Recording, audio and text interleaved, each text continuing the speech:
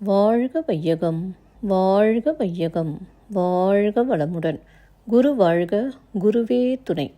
அருட்பெரும் ஜோதி, அருட்பெரும் ஜோதி, தனிப்பெருங் கருணை அருட்பெரும் ஜோதி. எல்லா உயிர்களும் இன்புற்று வாழ்க, வள்ளல் மலரடி வாழ்க வாழ்க. வாழ்க வளமுடன்.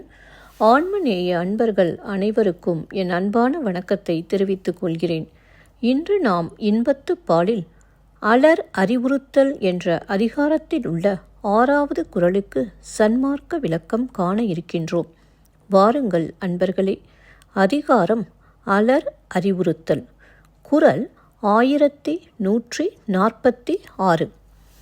கண்டது மண்ணும் ஒருநாள் அலர் மண்ணும் திங்களை பாம்பு கொண்டற்று. கண்டது மண்ணும் ஒருநாள் அலர் மண்ணும் திங்களை பாம்பு கொண்டற்று. முதலில் உலகியல் விளக்கம் காண்போம். காதலரை கண்டது ஒரு நாள்தான், அதனால் உண்டாகிய அலரோ திங்களை பாம்பு கொண்ட செய்தி போல் எங்கும் பறந்து விட்டது. இப்பொழுது சன்மார்க்க விளக்கத்தை காண்போம்.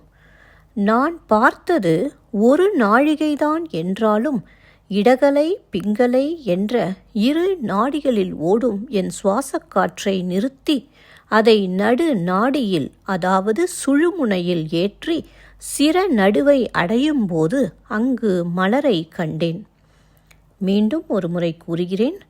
நான் பார்த்தது ஒரு நாழிகைதான் என்றாலும் இடகலை பிங்கலை என்ற 2 நாடிகளில் ஓடும் என் சுவாசக்காற்றை நிறுத்தி அதை நடு நாடியில், அதாவது சுழுமுனையில் ஏற்றி சிர நடுவை அடையும் போது அங்கு மலரை கண்டேன். ஒரு சிறிய விளக்கம்.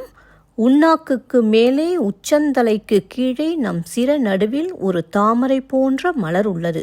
அந்த மலரில் இறைவன் ஜோதி வடிவமாக உள்ளான். நன்றி அன்பர்களே. மீண்டும் அடுத்த பதிவில் உங்களை சந்திக்கும் வரை உங்களிடமிருந்து விடைபெறுவது திருமதி பாரதி சேகர்.